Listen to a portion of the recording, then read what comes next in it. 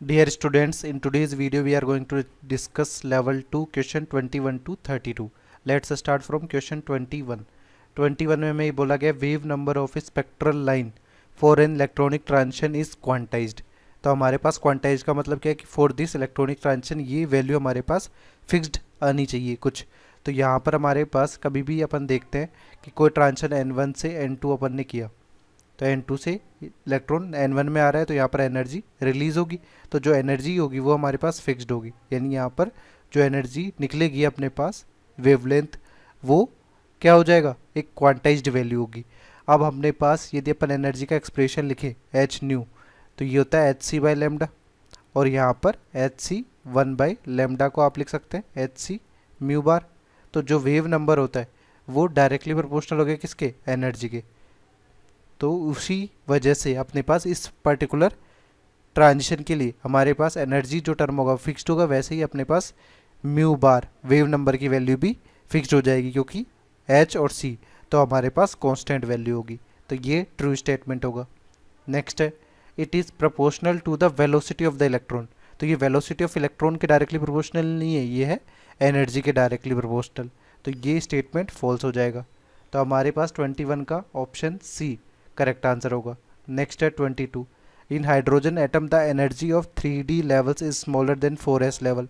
तो hydrogen atom जो होता है वो सिंगल इलेक्ट्रॉन स्पीसीज है, सिंगल इलेक्ट्रॉन स्पीसीज है। तो हमारे पास ये डिपेंड किस पे करेगा, depends energy depends on value of N, N की वैल्यू पे डिपेंड करता है। तो यहाँ पर हमारे पास किस तरह से ग्राफ बनाएंगे, यदि एनर्जी का आप एक्सप्रेशन लिखेंगे तो यहाँ पर एन की वैल्यू 1 रखेंगे, तो ये एनर्जी होगी 2s, और 2p की एनर्जी सेम होगी 3s, 3p 3d की एनर्जी सेम होगी, क्योंकि यहाँ पर कोई भी म्यूचुअल रिपल्शन नहीं होता इलेक्ट्रॉन्स का।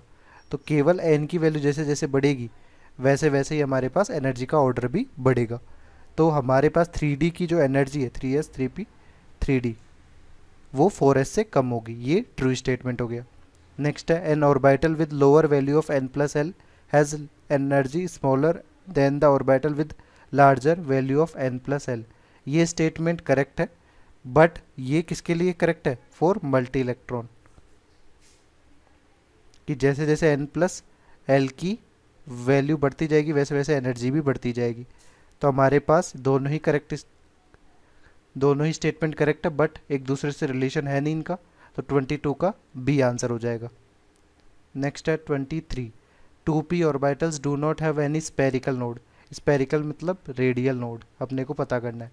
तो रेडियल नोड हमारे पास जो हो जाते हैं वो होता है n-l-1, और 2p के लिए अपन रेडियल नोड कैलकुलेट करना चाहते हैं, तो यहाँ पर n की वैल्यू कितनी हो जाएगी 2, l की वैल्यू 1-1, तो ये हो जाएगा 0। और यहाँ पर नेक्स्ट है number of spherical nodes in p orbital. p orbital के लिए l की वैल्यू जो होती है वो 1 होती है। तो यहाँ पर रेडियल नोड का एक्सप्रेशन अपन लिखते हैं n-l-1, तो l की वैल्यू 1 रख दीजिए फॉर p ऑर्बिटल, तो n-1-1 यानी n-2 से हमेशा अपन कैलकुलेट कर सकते हैं।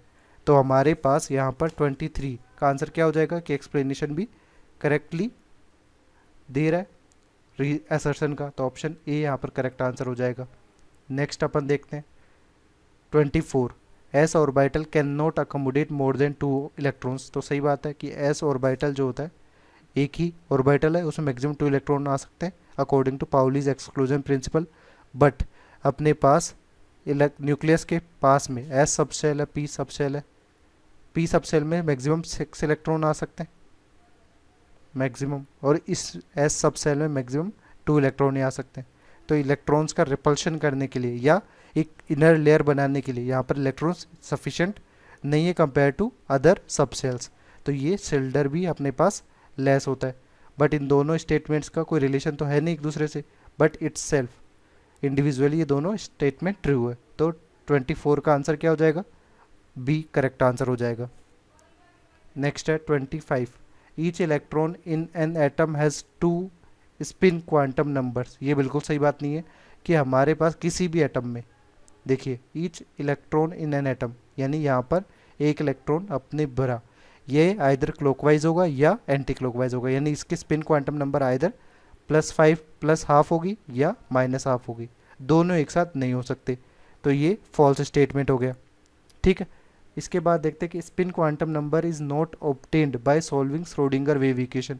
तो सही बात है, श्रोडिंगर वेव इक्वेशन को सॉल्व करके on solving only NLM quantum numbers are obtained. केवल ये 3 क्वांटम नंबर्स ही ऑब्टेन की जा सकती है श्रोडिंगर वेव इक्वेशन को सॉल्व करके, स्पिन क्वांटम नंबर को अपन ऑब्टेन नहीं कर सकते। तो ये स्टेटमेंट ट्रू हो जाएगा। तो अपने को ऐसा किस में दिया हुआ है, A is wrong but R is correct, तो ई ऑप्शन यहाँ पे करेक्ट हो जाएगा। 26 देखें कि हमारे पास electrons revolving around the nucleus do not fall into the nucleus because of centrifugal force. तो यहाँ पर सही बात है कि सेंट्रीफ्यूगल फोर्स क्यों लगता है, क्योंकि यहाँ पर जो इलेक्ट्रॉन है वो इसके चारों तरफ रिवॉल्व कर रहा है, तो इस रोटेशन की वजह से यहाँ पे सेंट्रीफ्यूगल फोर्स लगता है। ठीक है, सेंट्रीफ्यूगल फोर्स, और यहाँ पर इलेक्ट्रॉन और न्यूक्लियस के बीच में अट्रैक्शन होने की वजह से इलेक्ट्रोस्टैटिक फोर्स भी लगता है।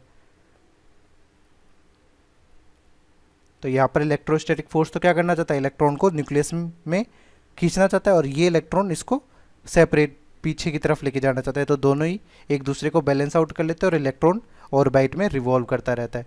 तो यहाँ पे 26 में ये वाला स्टेटमेंट तो ट्रू हो गया। फिर हमारे पास बोल रहा है second, revolving electrons are planetary electrons. तो जैसा कि हमारे पास रदरफोर्ड एक्सपेरिमेंट में इलेक्ट्रॉन्स के लिए आपने बोला, तो ये किस तरह से किया कि आपने न्यूक्लियस को मान लिया सन, और इसके चारों तरफ जो इलेक्ट्रॉन रिवॉल्व कर रहे हैं वो प्लैनेट्स की तरह रिवॉल्व करेंगे अपने अपने ऑर्बिट्स में।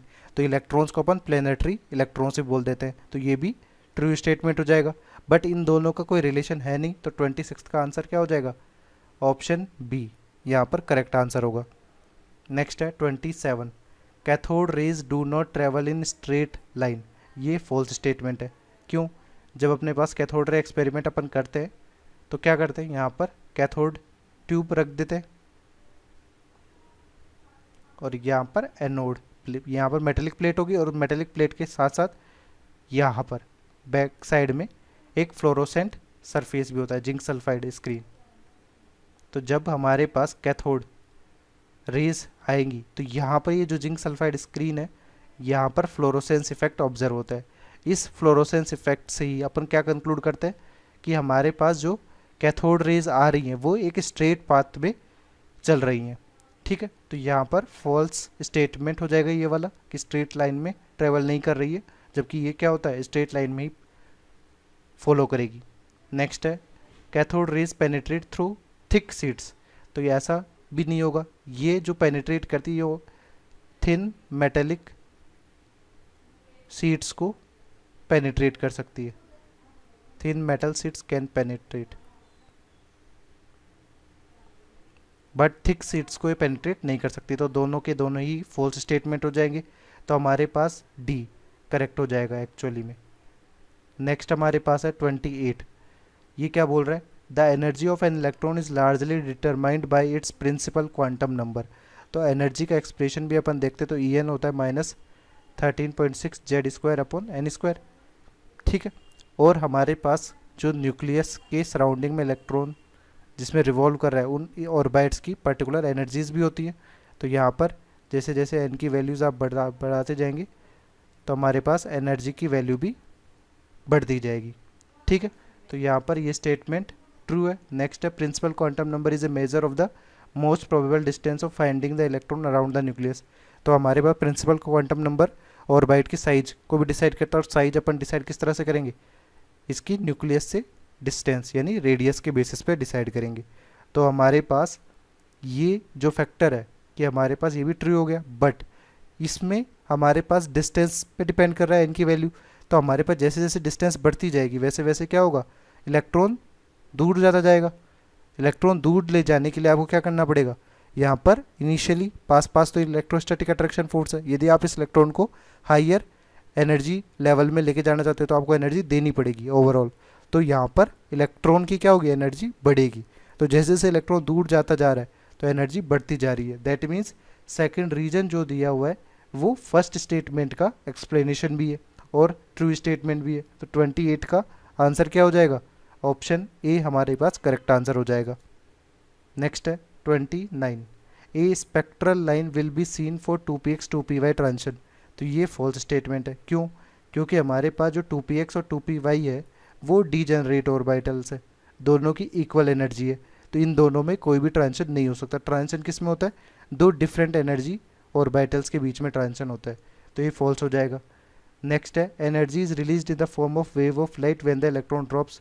तो यहाँ पर भी इलेक्ट्रॉनिक ट्रांजिशन ही करने की कोशिश की गई है, तो ये भी गलत हो जाएगा। तो 29 का आंसर ऑप्शन डी होगा।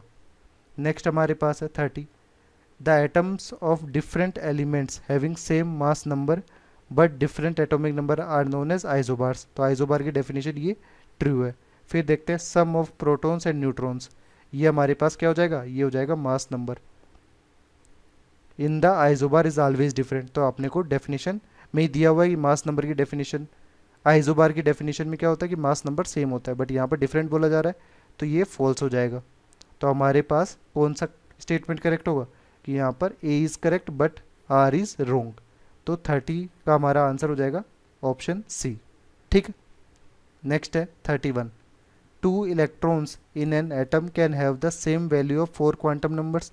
ऐसा कभी भी नहीं हो सकता कि हमारे पास किसी भी एटम में यदि 2 इलेक्ट्रॉन है तो लास्ट वाले स्पिन क्वांटम नंबर तो एटलीस्ट अलग अलग होंगे। एक इलेक्ट्रॉन के लिए प्लस हाफ होगा और दूसरे इलेक्ट्रॉन के लिए माइनस हाफ होगा। 4 क्वांटम नंबर्स सारे के सारे सेम नहीं हो सकते, तो ये फॉल्स हो जाएगा। फिर अपने पास बोल रहा है 2 electrons in an atom can be present in the same shell, subshell and orbital and have same spin. Same spin 2 electrons की कभी भी साथ साथ में नहीं हो सकती जब सेल यानी n की वैल्यू, l की वैल्यू और m की वैल्यू, इनकी वैल्यू सेम जरूर हो जाए, पर इन तीनों की वैल्यू सेम होगी तो हमारे पास then s can't be same. तो ये स्टेटमेंट भी हमारे पास क्या हो जाएगा? फॉल्स हो जाएगा। तो ऑप्शन डी करेक्ट आंसर होगा यहाँ पर भी। नेक्स्ट है 32, इसमें बोल रहा है absorption spectrum consist of some bright lines separated by dark spaces.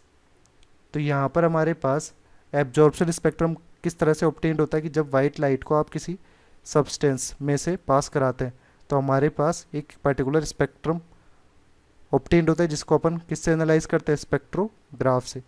इस स्पेक्ट्रोग्राफ से एनालाइज करने में हमारे पास क्या होता है कि ये जो वाइट लाइट आई थी इसमें से कुछ लाइट को ये सब्सटेंस हमारे पास एब्जॉर्ब कर लेता है। ठीक है, तो जिस वेवलेंथ की ये लाइट को एब्जॉर्ब कर लेता है वहाँ पे हमारे पास डार्क स्पेसेस बन जाते हैं और बाकी वेवलेंथ पे हमें कलरफुल लाइंस ऑब्टेन्ड होती है। ठीक है, बट जो ऑब्टेन्ड होता है इसमें हमारे पास कलर लाइंस इस तरह से बैंड के फॉर्म में होती है, तो ये बैंड स्पेक्ट्रम है। फिर डार्क स्पेस होगा, फिर कलर लाइंस बैंड के फॉर्म में होगी, तो यहाँ पे ब्राइट लाइंस की जगह क्या होगा? ब्राइट बैंड ऑब्टेन्ड होगा। तो ये हमारा फॉल्स स्टेटमेंट हो गया। Emission spectrum consist of dark lines, यहाँ पर भी यही चीज़ होगी कि हमारे पास इमिशन स्पेक्ट्रम में क्या करते हो आप? आपको किसी भी एलिमेंट पे क्या करना है, यहाँ पे लेट से कोई भी एलिमेंट है उस पर आपने इंसिडेंट एनर्जी करी, तो यहाँ पर इलेक्ट्रॉन जो ग्राउंड स्टेट में था वो हाइयर एक्साइटेड स्टेट में चला गया, फिर री इमिट ग्राउंड स्टेट में आने पे जो एनर्जी उसने रिलीज़ करी उस एनर्जी रिलीज से हमें इमिशन स्पेक्ट्रम मिला।